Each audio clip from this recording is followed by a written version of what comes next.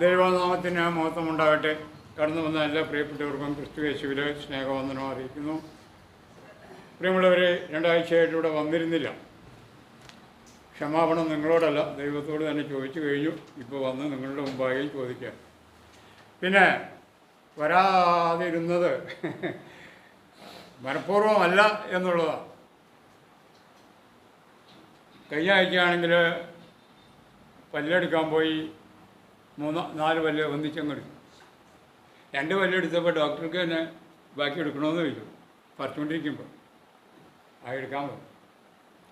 അങ്ങനെ 4 പല്ലെടുത്തു. സുന്ദർ സാറിൻ്റെ മാറ്റി ചിലപ്പോൾ തിരിയാതെയൊക്കെ വന്നു കഴിഞ്ഞ് കഴിഞ്ഞാൽ നിങ്ങളത് പൂരിപ്പിച്ച് മനസ്സിലാക്കിക്കോളാം. ഈ പല്ലെടുക്കുമ്പോൾ ഞാൻ ആദ്യം പല്ലെടുക്കാൻ പോയ സമയത്ത്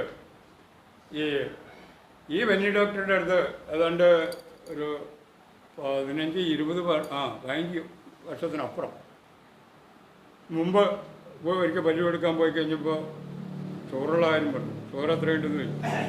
ചോറ് 120 ഉണ്ടെന്ന് ഫാസ്റ്റ് ചെയ്തു. അത് പറഞ്ഞത് 70 ആകണമെന്ന് പറഞ്ഞു പല്ലെടുക്കണമെന്ന്. ആ 70 ആകണമെന്ന് പറഞ്ഞു കഴിഞ്ഞപ്പോൾ അതിന് ചേട്ടൻ ഈ 20 ആവാറായിട്ടും 70 ഒരിക്കലും എൻ്റെ ഷുഗർ വന്നിട്ടില്ല, ഒരിക്കലും വന്നിട്ടില്ല. അപ്പോൾ ഇനി പോകുമ്പോൾ എന്ത് പറയും എന്നറിയാൻ വേണ്ടിയിട്ട് ഒരു തവണയിലൊക്കെ നമ്മളെന്നെ എടുത്തത് 50 രൂപ വെച്ച ലാഭം എടുത്തു. അതിപ്പോൾ അതിൻ്റെ ഇരട്ടി കാശ് ചിലവായിക്കൊണ്ടിരിക്കുക.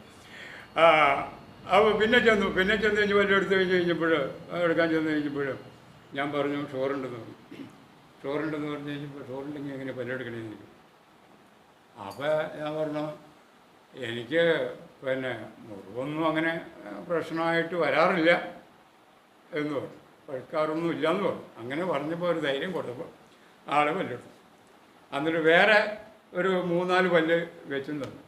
അത് 2 ദിവസം വായിൽ വെച്ച് കഴിഞ്ഞാൽ അടുത്ത് ഒരു ഏറും കൊടുത്തു. കാരണം വെച്ച് കഴിഞ്ഞാൽ ഈ പല്ല് വെക്കുന്നത് നമുക്ക് സ്വതവേ ഉള്ളതിൽ നിന്ന് എന്തെങ്കിലും നഷ്ടപ്പെട്ട് കഴിഞ്ഞ് കഴിഞ്ഞാലുള്ള ബുദ്ധിമുട്ട് അന്നാ മനസ്സിലാക്കണം.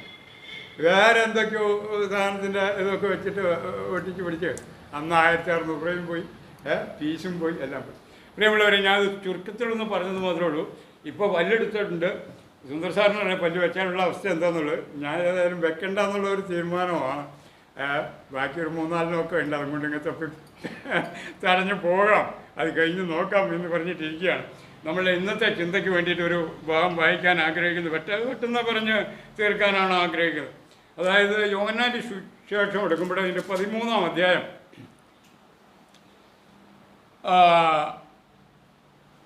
3 മുതലുള്ള വേദഭാഗങ്ങളാണ് വായിച്ച് നമ്മൾ മനസ്സിലാക്കാനായിട്ട് ആഗ്രഹിക്കുന്നത്. ആദ്യം 3 മുതൽ 6 വരെയുള്ള ഭാഗങ്ങളൊന്ന് വായിക്കാം. അവിടെ ആ സഹോദരിമാർ അവന്റെ അടുക്കൽ ആളയച്ചു, കർത്താവേ, നിനക്ക് പ്രിയമായവൻ ദീനമായി കിടക്കുന്നു എന്ന് പറയിച്ചു. 13 അതാണ് വ്യത്യാസം. 11-13 ആയിട്ടുള്ള വ്യത്യാസം വരുന്നതുണ്ട്. അത് ഈ പല്ല് പോയാലാണ്. 13:3 പിതാവ് സകലവും തൻ്റെ കയ്യിൽ തന്നിരിക്കുന്നു എന്നും ദൈവത്തിന്റെ അടുക്കൽ നിന്ന് ദൈവത്തിന്റെ അടുക്കൽ പോകുന്നു എന്നും യേശു അറിഞ്ഞിരിക്കെ അത്താഴത്തിൽ നിന്ന് എഴുന്നേറ്റ് വസ്ത്രം കുഴിച്ച് ഒരു തുവട്ട് എടുത്ത് അരയിൽ ചുറ്റി ഒരു പാത്രത്തിൽ വെള്ളം പകർന്ന് ശിഷ്യന്മാരുടെ കാൽ കഴുകുവാനും അരയിൽ ചുറ്റിയിരുന്ന തുണി കൊണ്ട് തുവർത്തുവാനും തുടങ്ങി. ഇവിടെ നമ്മൾ മനസ്സിലാക്കേണ്ടത് അന്ത്യത്താഴ നാളിലേക്ക് വരുന്ന സന്ദർഭങ്ങളിൽ കർത്താവ് അവരുടെ ഇടയിൽ ചെയ്യുന്ന ഒരു മാതൃകയാണ്. പലപ്പോഴും നമുക്കറിയാം, ഇവിടെ ഗുരുശിക്ഷ ബന്ധത്തെ കാണിക്കാൻ വേണ്ടിയിട്ട് പഠിപ്പിക്കുന്ന അധ്യാപകരുടെ കാലം വിദ്യാർത്ഥികളെ കൊണ്ട് കഴിവിച്ച് ഒരു സംഭവം ഈ കഴിഞ്ഞിടെയുണ്ട്. അപ്പോൾ അതൊക്കെ ആ ഗുരുശിഷ്യ ബന്ധത്തെ സ്ഥാപിക്കാനാണോ അതെയോ എന്തിനാണെന്ന് ഇപ്പോൾ അറിയില്ല. പലപ്പോഴും അതൊക്കെ രാഷ്ട്രീയമായി കുറേ സംവാദങ്ങളൊക്കെ നടന്ന ഒരു സന്ദർഭമാണ് കഴിഞ്ഞ നാളുകളിൽ. പ്രിയമുള്ളവരെ, നമ്മൾ മനസ്സിലാക്കുക, ഈ കാൽ കഴുകൽ ശുശ്രൂഷ ഇവിടെ കർത്താവ് തൻ്റെ അരുമ ശിഷ്യന്മാർക്ക് ചെയ്തപ്പോൾ അത് എന്തിനു വേണ്ടിയായിരുന്നു, അത് എന്തായിരുന്നു എന്നൊക്കെ നമ്മൾ മനസ്സിലാക്കേണ്ടതുണ്ട്. ചില സഭകളും അതങ്ങനെ പിന്നെ അത്താഴത്തോടുള്ള ബന്ധത്തിൽ കാലൊക്കെ കഴുകുന്ന ചില സഭകളിലും കണ്ടുവരുന്നു. ഇതൊക്കെ എത്രത്തോളം അതിൻ്റെ അകത്ത് ശരിയുണ്ട്, എത്രത്തോളം അത് ഉൾക്കൊള്ളാനായിട്ട് കഴിയുന്നുണ്ട് എന്നുള്ള ഒരു ഉചിത പരിശോധന മാത്രം നമ്മൾ ചെയ്യുന്നുള്ളൂ. ഇവിടെ കർത്താവ് തൻ്റെ ശിഷ്യന്മാരോട് പറയുന്ന ഈ കാര്യത്തിൽ ഒരു പ്രത്യേകത നമ്മൾ മനസ്സിലാക്കേണ്ടത്, അവിടെ ദൈവത്തിൻ്റെ അടുക്കൽ നിന്ന് വന്ന് ദൈവത്തിലേക്ക് പോകുന്നു എന്ന് അറിഞ്ഞിരിക്കുക, അത്താഴത്തിൽ നിന്ന് എഴുന്നേറ്റ് വസ്ത്രം ഊരിവെച്ച് ഒരു ചുവർത്തെടുത്ത് അരയിൽ ചുറ്റി ഈ ഒരു പാത്രത്തിൽ വെള്ളം പകർന്ന് ശിഷ്യന്മാരുടെ കാൽ കഴുകുവാനും അരയിൽ ചുറ്റിയിരുന്ന തുണി കൊണ്ട് തുവർത്തുവാനും തുടങ്ങി. നമ്മൾ മനസ്സിലാക്കേണ്ട ഒരു കാര്യം, ഇവിടെ ഈ കർത്താവ് എന്നുള്ള വാക്ക് ഈ ഗ്രീക്കിൽ ഉപയോഗിച്ചിരിക്കുന്നത് ഗുരു എന്ന് പറയുന്നതും കർത്താവ് എന്ന് പറയുന്നതും ഗ്രീക്ക് വാക്കിലത് വാക്ക് വരുന്ന കുറിയോസ് എന്ന് പറയുന്ന വാക്കാണ്. ഈ രണ്ടിൻ്റെയും അർത്ഥം വരുന്നത് അങ്ങനെയാണ്, കുരിയോസ് എന്നാണ് ഗ്രീക്കിൽ വരുമ്പോൾ. അപ്പോൾ ഈ അർത്ഥം വരുന്ന ഭാഗത്ത് എവിടെ തുടർന്ന് വരുമ്പോഴുള്ള വായനാ ഭാഗത്ത് വരുമ്പോൾ അതിൻ്റെ 13 മുതൽ വായിക്കുമ്പോൾ പിന്നീട് പറയുകയാണ്, നിങ്ങൾ എന്നെ ഗുരുവെന്നും കർത്താവെന്നും വിളിക്കുന്നു. അപ്പോൾ ഗുരുവെന്നും കർത്താവെന്നും വിളിക്കുമ്പോൾ കുരിയോസ് എന്ന അർത്ഥം വരുന്ന ഒരേ ഇത് തന്നെയാണ് വരുന്നത് അവിടെ. എന്നിട്ട് പറയുകയാണ്, ഞാൻ അങ്ങനെ ആകെ കൊണ്ട് നിങ്ങൾ പറഞ്ഞത് ശരി. ഞാൻ ഗുരു എന്ന് നിങ്ങൾ വിളിക്കുമ്പോൾ ഞാൻ അങ്ങനെ ആകെ കൊണ്ട് നിങ്ങൾ പറഞ്ഞത് ശരി. എന്നിട്ട് പറയുകയാണ്, കർത്താവും ഗുരുവുമായ ഞാൻ നിങ്ങളുടെ കാൽ കഴുകി എങ്കിൽ നിങ്ങളും എന്ത് ചെയ്യണം, തമ്മിൽ കാൽ കഴുകേണ്ടതാവും. ഇവിടെ ഗുരുവിൻ്റെ കാല് ശിഷ്യന്മാരെ കൊണ്ട് കഴിയിക്കുമ്പോൾ തലതിരിഞ്ഞ് ചെയ്യിക്കുമ്പോൾ ഒരു കാര്യം മനസ്സിലാക്കണം, അവർ തിരിച്ച് അങ്ങോട്ട് ചെയ്യുന്നില്ല. ഗുരുവിൻ്റെ കാല് കഴുകൽ മാത്രമേ ഉള്ളൂ എന്നുള്ളത് മനസ്സിലാക്കും. കർത്താവ് പറഞ്ഞത് എന്താണെന്ന് അറിയാമോ, നിങ്ങൾ തമ്മിൽ കാലുകളെ കഴുകണം. ഇവിടെ വ്യത്യാസം നോക്കുക.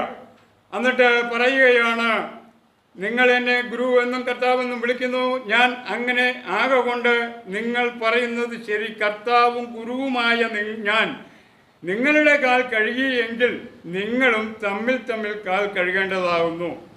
ഞാൻ നിങ്ങൾക്ക് ചെയ്തതുപോലെ നിങ്ങളും ചെയ്യേണ്ടതിന് ഞാൻ ഒരു ദൃഷ്ടാന്തം തന്നിരിക്കുകയാണ്. എന്താണ് ദൃഷ്ടാന്തം? ഈ കാൽ കഴുകൽ ദൃഷ്ടാന്തം. എന്നിട്ട് പറയാം, ആമേൻ ആമേൻ ഞാൻ നിങ്ങളോട് പറയുന്നു, ദാസൻ യജമാനേക്കാൾ വലിയവനല്ല, ദൂതൻ തന്നെ അയച്ചവനേക്കാൾ വലിയവനുമല്ല. അപ്പോൾ ഇവിടെ യജമാനും ദാസനും, യജമാനൻ്റെ കാര്യങ്ങളിൽ നിൽക്കാനായിട്ട് ദാസന് കഴിയില്ല. ഇവിടെ ദാസൻ എപ്പോഴും ദാസനാണ്, യജമാനൻ എപ്പോഴും യജമാനാണ്. അപ്പോൾ അങ്ങനെ വരുമ്പോൾ യജമാനേക്കാൾ വലിയവനുമല്ല എന്ന് പറയുകയാണ് ഇവിടെ കർത്താവ്. ദൂതനയച്ചവനേക്കാളും വലിയവനല്ല. പ്രിയമുള്ളവരെ, ഈ ദാസനും യജമാനും എന്ന് ഈ പദം ഉപയോഗിച്ചുകൊണ്ട് കർത്താവ് ഇത് പറയുമ്പോൾ പറയാനുള്ള കാരണം എന്താണ്? പലപ്പോഴും നമ്മൾ ഉദ്ദേശിക്കുന്ന പോലെയല്ല. കർത്താവ് ഈ ശിഷ്യന്മാരുടെ ഇടയിൽ ശിഷ്യന്മാർ തമ്മിൽ വലിയ വാദങ്ങളും തർക്കങ്ങളും ഉണ്ടാക്കിയ സന്ദർഭമുണ്ടായിരുന്നു. ആരാണ് വലിയവൻ? ഇന്ന് എല്ലായിടത്തും നടക്കുന്ന ഒരു സംഭവമാണ്, ആരാണ് വലിയവൻ?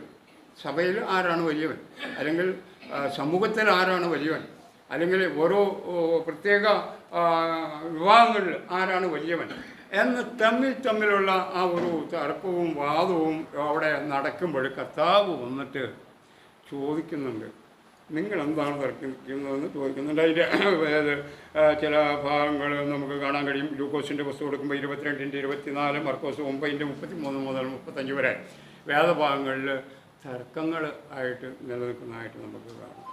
ഇവിടെ ഈ തർക്കങ്ങൾ ഉണ്ടാക്കുമ്പോൾ കർത്താവ് പറയുന്ന ഈ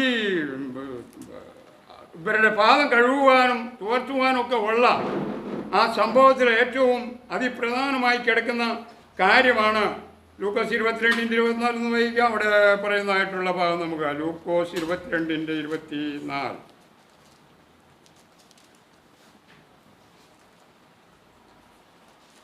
അവിടെ നോക്കുക, തങ്ങളുടെ കൂട്ടത്തിൽ ആരെ ആകുന്നു വലിയവനായി എണ്ണേണ്ടത് എന്നതിന് ചൊല്ലി ഒരു തർക്കവും തങ്ങളുടെ ഇടയിലുണ്ടായി. അവരോട് പറഞ്ഞത്, ജാതികളുടെ രാജാക്കന്മാർ അവരിൽ കർത്തൃത്വം നടത്തുന്നു, അവരുടെ മേൽ അധികാരം നടത്തുന്നവരെ ഉപകാരികൾ എന്ന് പറയുന്നു. നിങ്ങളോ അങ്ങനെയല്ല, നിങ്ങളിൽ വലിയവൻ ഇളയവനെ പോലെയും. അപ്പോൾ നിങ്ങളിൽ വലിയ സ്ഥാനത്തേക്ക് എത്താൻ ആഗ്രഹിക്കുന്നവർ ഇളയവനെ പോലെയും എന്ന് പറഞ്ഞാൽ താഴ്മയുള്ളവനായിട്ടും അല്ലെങ്കിൽ ദാസനായിട്ടും അതായത് തീരണമെന്നുള്ള അർത്ഥത്തിലാണ് പറഞ്ഞത്. നിങ്ങളും അങ്ങനെയല്ല, നിങ്ങളിൽ വലിയവൻ ഇളയവനെ പോലെയും നായകൻ ശുശ്രൂഷിക്കുന്നവനെ പോലെയുമാകട്ടെ. അപ്പോൾ ആരാകുന്നു വലിയവൻ എന്ന് ചോദിക്കുകയാണ്. ഭക്ഷണത്തിന് ഇരിക്കുന്നവനോ ശുശ്രൂഷിക്കുന്നവനോ? ഭക്ഷണത്തിന് ഇരിക്കുന്നവനല്ലയോ ഞാനോ നിങ്ങളുടെ ഇടയിൽ ശുശ്രൂഷിക്കുന്നവനെ പോലെയാകുന്നു. നിങ്ങൾ ആകുന്നു എൻ്റെ പരീക്ഷകളിൽ എന്നോട് കൂടെ നിലനിന്നവർ. എൻ്റെ പിതാവ് എനിക്ക് രാജ്യം നിയമിച്ചു തന്നതുപോലെ ഞാൻ നിങ്ങൾക്കും നിയമിച്ചു തരുന്നു. ഇവിടെ നോക്കുക, അപ്പോൾ ഇവിടെ ഈ തമ്മിലുള്ള വാദങ്ങൾ വരുമ്പോൾ ഈ പെസഹ പെരുന്നാളിന് മുന്നോടിയായി കർത്താവ് ഈ കാര്യം ചെയ്യുന്നത്, ഈ പാദങ്ങൾ കഴുകുന്നതും ആ താഴ്മ ധരിച്ചുകൊണ്ട് ഈ പാദം കഴുകൽ നടത്തുക. അപ്പോൾ ഒരുവൻ മുൻപന്തിയിലേക്ക് വരണമെങ്കിൽ, ഒരുവൻ മുൻപനാകണമെങ്കിൽ അവൻ എന്ത് ചെയ്യണം? തന്നെത്താനെ ത്യജിച്ച് താഴ്മയുള്ളവനായി തീരണം, താഴണം, കീഴ്പ്പെടണം, ദാസനായിത്തീരണം. യജമാനായിട്ടിരിക്കാൻ ആഗ്രഹിക്കുന്നവൻ ദാസനായിത്തീരണം. ഇവിടെയാണ് കർത്താവ് പറഞ്ഞതിൻ്റെ അർത്ഥം നമ്മൾ മനസ്സിലാക്കുക. മത്തായിയുടെ സുവിശേഷം എടുക്കുമ്പോൾ കർത്താവ് എല്ലാറ്റിനും മാതൃകയായിരുന്നു. പലപ്പോഴും അതൊന്നും പലർക്കും അറിയാൻ പാടില്ല. ഒരു മാതൃകയാണ് കർത്താവ് എല്ലാ കാര്യങ്ങളിലും മിക്കവാറും കാണിച്ചു തന്നിട്ടുള്ളതും വെച്ച് പോയിട്ടുള്ളതും എന്നുള്ളത് നമ്മൾ മനസ്സിലാക്കുക.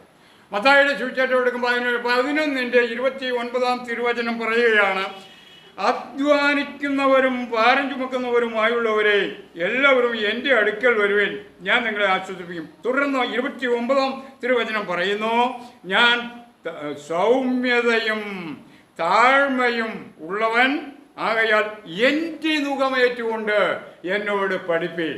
അപ്പോൾ എന്താണ്? ഞാൻ സൗമ്യതയും താഴ്മയും ഉള്ളവനായതുകൊണ്ട് എൻ്റെ നുകമേറ്റുകൊണ്ട് എന്നോട് പഠിക്കണം. എന്നിട്ട് അതിൻ്റെ താഴെ പറയണം, എൻ്റെ നുകം മൃദുവും എൻ്റെ ചുമട് ലഘുവുമാവുന്നു. അപ്പോൾ വളരെ ലളിതമാണ്.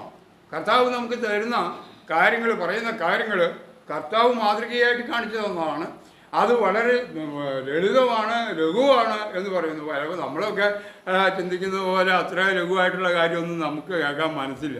നമ്മൾ അതികഠിനമായ വലിയ ആനക്കാര്യം ചിന്തിച്ച് തലമുണ്ടാക്കി ആവശ്യമില്ലാതെയൊക്കെ നടക്കുന്നവരാണ്. അപ്പോൾ പിന്നെ ഈ ലഘുവായിട്ടുള്ള കാര്യത്തെ ആറ് മുമ്പ് സ്നാനത്തെ പറ്റി പറഞ്ഞു. അത് വളരെ ലഘുവായിട്ടുള്ളൊരു കാര്യമാണ്. വസ്ത്രം ഒന്ന് പറഞ്ഞു വേറെ വസ്ത്രം കൊടുക്കണം, വിശ്വസിച്ച കർത്താവിനെ ഏറ്റവും കഴിഞ്ഞ് കഴിയുമ്പോൾ സ്നാനം എടുക്കണം, ആ വസ്ത്രം ഒന്ന് പിഴിഞ്ഞിട്ട് പോകണമെങ്കിൽ ശരിയായി അത്ര ഉള്ളൂ. വളരെ ലഘുവായിട്ടുള്ള കാര്യം. അതൊക്കെ കേട്ട് കഴിയുമ്പോഴോ ഇത് ചെയ്യാനോ ആളുകൾക്ക് ഭയങ്കര മടിയാണ്, ഭയങ്കര പാടാണ്. എന്തോ വലിയ കനം കയറ്റി വെച്ചേക്കണമായില്ല, അതൊന്നുമല്ല. അപ്പോൾ ഇവിടെ കർത്താവ് പറയുകയാണ്, അതായത് 29 വാക്യത്തിൽ ഞാൻ ആ വാക്യം അടുക്കാൻ ആഗ്രഹിക്കുന്നത്, ഞാൻ സൗമ്യതയും താഴ്മയും ഉള്ളവനായാൽ എൻ്റെ നുകം ഏറ്റുകൊണ്ട് എന്നോട് പഠിപ്പിൻ. കർത്താവിനോട് നമ്മൾ പഠിക്കേണ്ടതുണ്ട്. പലപ്പോഴും നമ്മൾ മനസ്സിലാക്കുന്നത് പോലെ എല്ലാ കാര്യങ്ങളുടെ നിജസ്ഥിതി എന്നുള്ളതാണ് ഇവിടെ കാണാൻ കഴിയുന്നത്. നമുക്കറിയാം ഇത് തമ്മിൽ അതിൻ്റെ യോഹന്നാൻ 13:15 വാക്യത്തിലേക്ക് വരുമ്പോൾ, ഞാൻ നിങ്ങൾക്ക് ചെയ്ത പോലെ നിങ്ങളും ചെയ്യേണ്ടതിന് ഞാൻ നിങ്ങൾക്ക് ദൃഷ്ടാന്തം തന്നിരിക്കുകയാണ്. അത് കഴിഞ്ഞ് പറയുന്നു, ആമേൻ ആമേൻ ഞാൻ നിങ്ങളോട് പറയുന്നു, ദാസൻ യജമാനേക്കാൾ വലിയവനല്ല, ദൂതൻ അതിനെ അയച്ചവനേക്കാൾ വലിയവനുമല്ല എന്ന് പറയുന്നു. പ്രിയമുള്ളവരെ, നമുക്കറിയാം ഇവിടെ ഈ കർത്താവിൻ്റെ താഴ്മയെക്കുറിച്ച് പറയുമ്പോൾ നമ്മൾ വീണ്ടും മനസ്സിലാക്കേണ്ടത് ഫിലിപ്പിയ ലേഖനത്തിലേക്ക് കടന്നു വരാം. അവിടെയാണ് അതിൻ്റെ ഒരു പ്രത്യേകത പൗലോസ് അപ്പോസ്തലൻ പറയുന്നുണ്ട്. 2:6-7 വേദഭാഗത്ത് വരുമ്പോൾ അത് അവിടെ പറയുന്നത്, അവൻ ദൈവരൂപത്തിൽ ഇരിക്കെ ദൈവത്തോടുള്ള സമത്വം മുറുകെ പിടിച്ചു കൊള്ളണം. ഇപ്പോൾ എങ്ങനെ ഇരിക്കുക? ദൈവത്തെ പോലെ ഇരിക്കുന്ന ആ സ്ഥാനത്ത് അതിനോടൊപ്പം അങ്ങനെ നിലനിൽക്കണം, അല്ലെങ്കിൽ ഉറച്ചു നിൽക്കണം എന്ന് വിചാരിക്കാതെ, എന്താണ് പറയുന്നത്, വിചാരിക്കാതെ ദാസനായി തീരുകയാണ്. ദാസരൂപം എടുത്തു. ഒരു ദാസനെ പോലെ താഴേക്ക് ഇറങ്ങി വരാൻ തയ്യാറായി എന്നുള്ളതാണ്. പലപ്പോഴും ശിഷ്യന്മാരോട് പറയുമ്പോഴും അതാണ് മനസ്സിലാക്കേണ്ടത്. അതായത് നിങ്ങളിൽ ഒരുവൻ മുമ്പന്തിയിലേക്ക് വരാൻ ആഗ്രഹിക്കുന്നുവെങ്കിൽ എന്ത് ചെയ്യണം? ഇങ്ങനെ ദാസനായി തീരണം. അത് മറ്റുള്ളവരെ മുമ്പിൽ എപ്പോഴും കീഴ്പ്പെട്ടിരിക്കണം, താഴ്മപ്പെട്ടിരിക്കണം, സൗമ്യതയുള്ളവരായിരിക്കണം എന്നുള്ളതാണ്. എന്നിട്ട് പറയുകയാണ്, അവിടെ പറയുന്നു, വിചാരിക്കാതെ ദാസരൂപമെടുത്ത് മനുഷ്യ സദൃശത്തിലായി തന്നെത്താൻ ഒഴിച്ചു, വേഷത്തിൽ മനുഷ്യനായി വിളങ്ങി തന്നെത്താൻ താഴ്ത്തി. എവിടം വരെ താഴ്ത്തി? താഴ്ത്തിയതൊന്നും ചിന്തിച്ചു നോക്കി. നമ്മളാണെങ്കിൽ ഞാൻ താഴാവുന്നതിൻ്റെ പരമാവധി താഴുന്ന നമ്മൾ പറയാം അല്ലേ? കുറച്ച് ക്ഷമിക്കുകയാണ്, അതിനാണ് പറഞ്ഞത്. ഞാൻ ക്ഷമിക്കാവുന്നതിൻ്റെ പരമാവധി ക്ഷമിച്ചു എന്നൊക്കെ ചിലർ പറയാറുണ്ട്. പക്ഷേ ക്ഷമിക്കാവുന്നതിൻ്റെ പരമാവധി ക്ഷമിച്ചു എന്ന് പറയാൻ നമ്മളുടെ ശരീരത്തിലൊന്നും വലിയ വേദനയൊന്നും അനുഭവിച്ചിട്ടൊന്നുമല്ല. എന്നാലും നമ്മൾ പറയുമ്പോൾ അങ്ങനെയാണ് പറയുന്നത്. പക്ഷെ ഒരു കാര്യം ഓർക്കണേ, ഇവിടെ തന്നെത്താൻ താഴ്ത്തി ക്രൂസിലെ മരണത്തോളം തന്നെ അവിടെ താഴ്ത്തി കൊടുത്തിട്ട് എന്ത് ചെയ്തു? ആ ക്രൂസിലെ മരണത്തോളം താഴ്ത്തി കൊടുത്തു.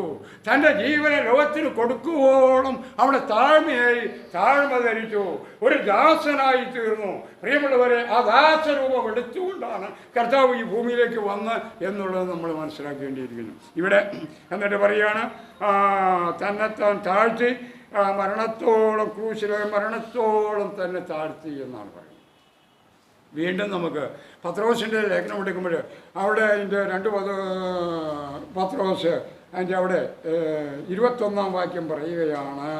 അത് അവിടെ പറയുന്നത് ഇതാണ്, അതിനായിട്ടല്ലോ നിങ്ങളെ വിളിച്ചിരിക്കുന്നത്, ക്രിസ്തുവും നിങ്ങൾക്ക് വേണ്ടി കഷ്ടം അനുഭവിച്ചു, നിങ്ങൾ അവൻ്റെ കാൽ ചുവട് പിന്തുടരുവാൻ ഒരു മാതൃക വെച്ചേക്കുകയാണ്. ഒരു മാതൃക വെച്ചേച്ച് പോയിരിക്കുന്നു. അവൻ്റെ കാൽ ചുവട് പിന്തുടരുവാൻ, അതായത് പിന്തുടരുവാൻ കൊള്ളാവുന്ന ഒരേ ഒരു വഴി, കർത്താവിൻ്റെ വഴി, കർത്താവിൻ്റെ കാൽ ചുവടല്ലാതെ മറ്റൊരു കാൽ ചുവടില്ല. ഇപ്പോൾ നമ്മൾ ചിന്തിക്കും ഭർത്താവിൻ്റെ കാൽ ചൂടൊന്നും ചിലപ്പോൾ നമുക്ക് ഒരു പരിമിതി വിട്ട് അത് കാണാനായിട്ട് കഴിയില്ല. ഭാര്യയുടെ കാൽ ചുവട് ഒരു പരിമിതി വിട്ട് കാണാനായിട്ട് കഴിയില്ല. നമ്മളുടെ എത്ര വലിയ ശ്രേഷ്ഠരായ ബന്ധുക്കളാണെങ്കിലും ഒരു പരിധി വിട്ട് ആ കാൽ ചുവട് കാണുവാനായിട്ട് കഴിയില്ല. ഈ ഇന്ത്യ രാജ്യം ഭരിക്കുന്ന പ്രധാനമന്ത്രിയാണെങ്കിൽ പോലും അതിൻ്റെ കാൽ ചുവട് പിന്തുടരാനായിട്ട് കഴിയുകയില്ല.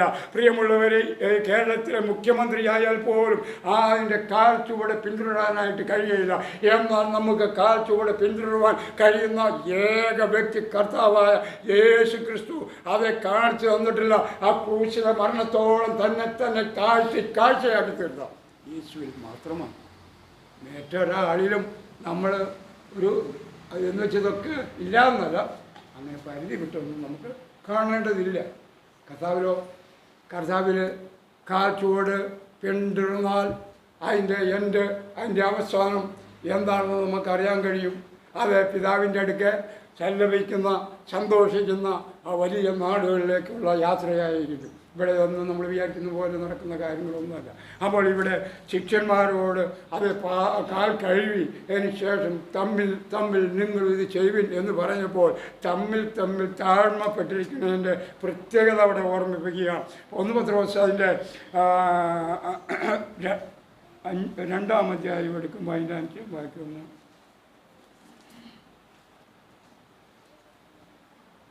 2:5 ഒന്ന് വായിച്ചു. 1 പത്രോസ്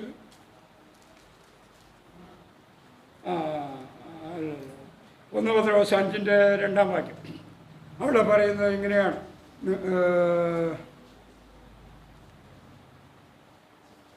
നിങ്ങളുടെ വിചാരണയിലുള്ള ദൈവത്തിൻ്റെ ആട്ടിൻകൂട്ടത്തെ മേയിച്ചോൾവിൻ.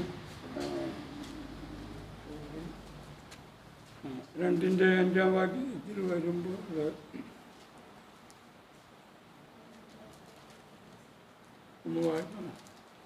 അവിടെ ഇതാണ് നമ്മൾ മൂപ്പന്മാർക്ക് കീഴടങ്ങുന്നതിനെ കുറിച്ച്, ഇളയവരെ മൂപ്പന്മാർക്ക് കീഴടങ്ങുവേൻ എന്ന് പറഞ്ഞു കഴിഞ്ഞിട്ട് തമ്മിൽ തമ്മിൽ ഭാരങ്ങളെ ചുമപ്പിൻ എന്ന് പറയുന്നത്. ഇവിടെ തമ്മിൽ തമ്മിൽ ഭാരങ്ങളെ ചുമപ്പിൻ, അതായത് ഇളയവരെ മൂപ്പന്മാർക്ക് കീഴടങ്ങണം. എന്നിട്ട് തമ്മിൽ തമ്മിൽ എന്ന് പറഞ്ഞാൽ എല്ലാ ഭാരവും തമ്മിൽ തമ്മിൽ ഏറ്റെടുക്കാനാണ് ഇവിടെ കർത്താവ് ശിഷ്യന്മാരോട് പറയുന്നത്.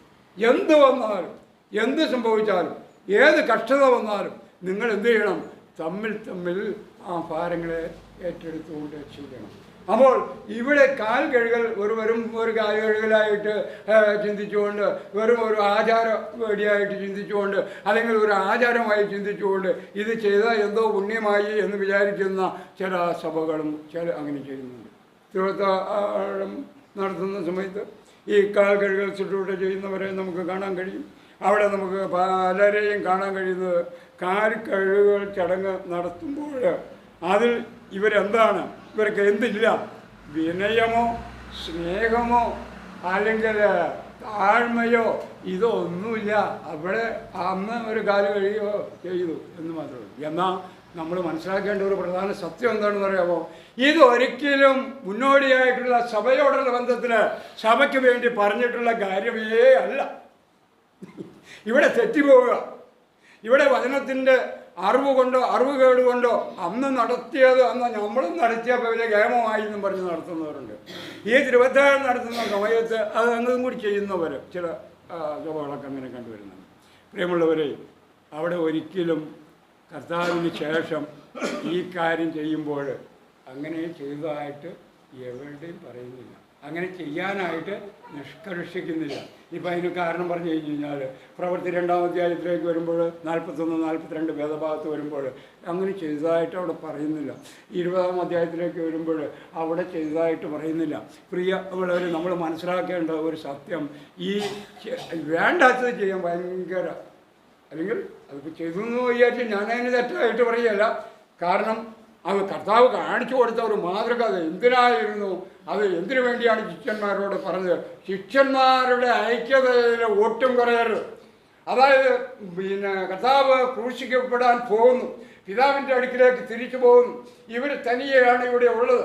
ഇവർക്ക് കൊടുക്കുന്ന സന്ദേശങ്ങളിൽ അതിപ്രധാനമായ ഒരു കാൽ കഴുകൽ ശുശ്രൂഷയിലൂടെ അത് വെളിപ്പെടുത്തി കൊടുക്കുകയാണ്. തമ്മിൽ നിങ്ങൾ ഇങ്ങനെ ആരാണ് വലിയവൻ ആരാണ് ചെറിയവൻ എന്ന് പറഞ്ഞ് തമ്മിൽ ഇങ്ങനെ പറഞ്ഞുകൊണ്ട് നടന്നു കഴിയുമ്പോൾ നിങ്ങളെപ്പോഴും ഇടർച്ചയുണ്ടാവും, നിങ്ങളെപ്പോഴും ആ തമ്മിൽ വിഘടിക്കും. അങ്ങനെ വിഘടിക്കുമ്പോൾ എന്നെക്കുറിച്ച് ലോകത്തോട് സംസാരിക്കാൻ നിങ്ങൾക്ക് യോഗ്യരായിരിക്കുകയില്ല.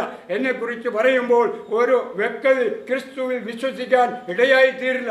ഇതിനെ മുന്നിൽ കണ്ടുകൊണ്ടാണ് കർത്താവ് പറഞ്ഞത്, നിങ്ങൾ തമ്മിൽ ഐക്യമത്യപ്പെട്ട് എല്ലാറ്റിലും ഐക്യമത്യപ്പെടണം എന്ന് പറയാൻ കാരണം, തമ്മിൽ ഭാരങ്ങളെ ചുമക്കണം എന്ന് പറയാൻ കാരണം, അതുപോലെ തമ്മിൽ ഏത് കഷ്ടങ്ങൾ വന്നാലും നിങ്ങൾ അത് ഏറ്റെടുക്കണമെന്ന് പറയാൻ കാരണം. പലപ്പോഴും ഇവിടെ ആ ശിഷ്യന്മാരോട് പറഞ്ഞതിൻ്റെ ധ്വനി ശിഷ്യന്മാർക്ക് പോലും വ്യക്തമായിട്ട് അത് മനസ്സിലാക്കിയിട്ടില്ല. പത്രോസ് പറഞ്ഞാൽ അയ്യോ ഞാനൊരു കാലം കഴിയേണ്ടതെന്ന് പറഞ്ഞ് ചെന്നതാണ് പത്രോസ്.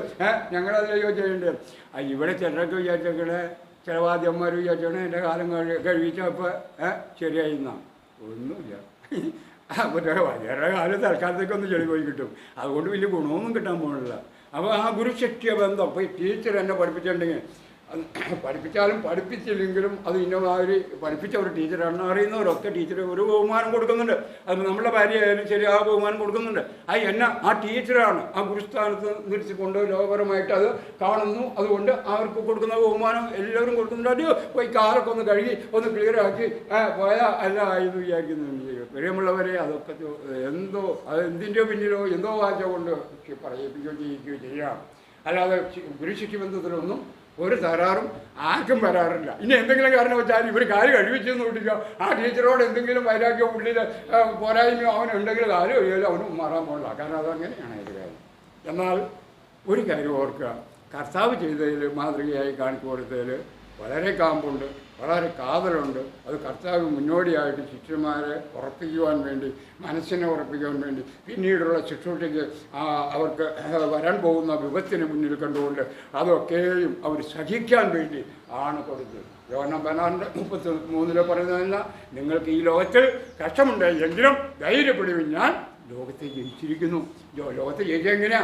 കാൽവറിയിലാണ് ആ ജയം വീണ്ടെടുത്തത്. ലോകത്തെ ജയിക്കാന്ന് പറയുമ്പോൾ നമ്മൾ വിചാരിക്കുന്നത് പോലെ അല്ല.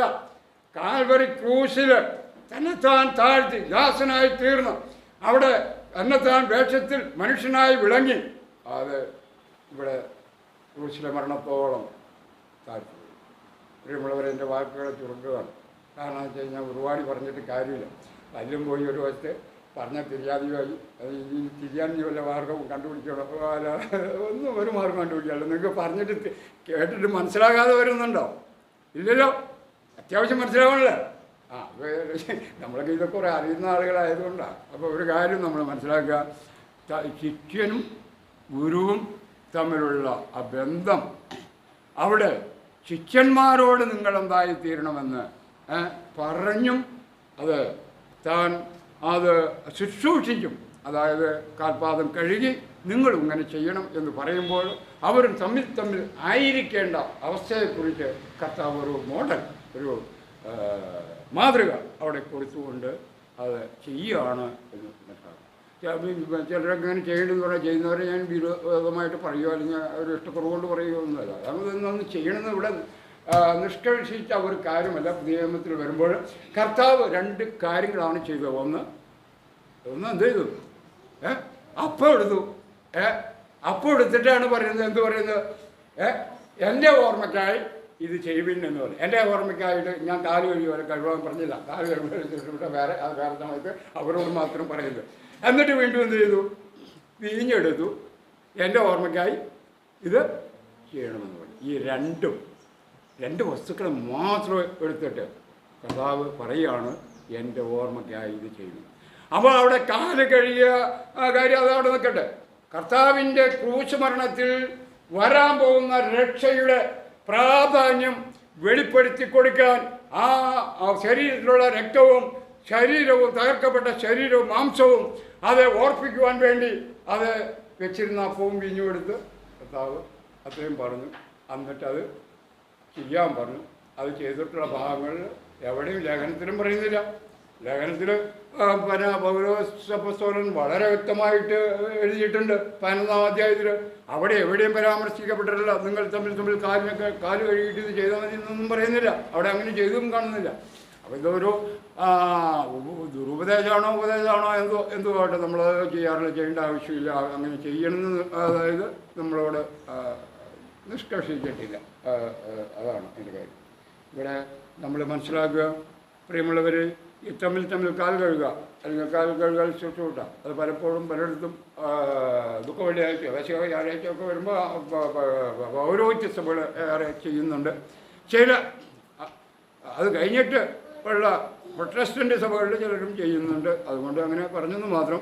ഏതായാലും നിങ്ങൾ തമ്മിൽ സ്നേഹിക്കണം എന്നുള്ള അവസാനത്തെ ഒരു കൽപ്പന കൊടുക്കുന്നുണ്ട് ശിഷ്യന്മാർക്ക്. നിങ്ങൾ തമ്മിൽ സ്നേഹിക്കണം.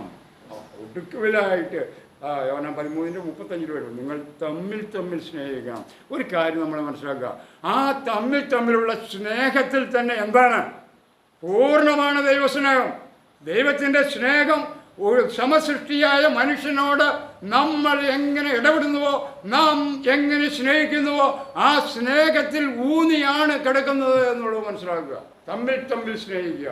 പലപ്പോഴും ഇത് ഇല്ലെങ്കിൽ എന്താ കാര്യമുള്ളത്? ഒരു കാര്യമില്ല. അപ്പോൾ ആ സ്നേഹത്തിൽ വർത്തിക്കുകയും നിങ്ങൾക്ക് കഷ്ടങ്ങൾ വരുമ്പോൾ അത് ഏറ്റെടുക്കുമ്പോൾ അത് രണ്ടാളാണെങ്കിൽ രണ്ടാളും ഏറ്റെടുക്കണം. ഭാര്യയും ഭർത്താവുമാണെങ്കിൽ അത് അവർ ഏറ്റെടുക്കണം. ഓരോ കൂട്ടമാണെങ്കിൽ ആ കൂട്ടം ഏറ്റെടുക്കണം. അങ്ങനെയാണ്. അപ്പോൾ ആ തമ്മിൽ നിങ്ങൾ ഐക്യമത്യപ്പെട്ട് ഭാരങ്ങളെ ചുമപ്പിൻ എന്ന് പറയാൻ കാരണം അതാണ്. ആകയാൽ പ്രിയമുള്ളവർ, നമ്മൾ മനസ്സിലാക്കിയതുപോലെ കാൽകഴുകൽ ശുശ്രൂഷ എന്ന് പറഞ്ഞു കഴിഞ്ഞാൽ അതൊരു മോഡൽ കാണിച്ചു തരുന്നു. കർത്താവിൻ്റെ എക്കാൽ ചുവട് പിന്തുടരുവാൻ നമുക്കൊരു മാതൃക വെച്ചേക്കുകയാണ്. കർത്താവ് തന്നെ ഒരു മാതൃകയാണ്.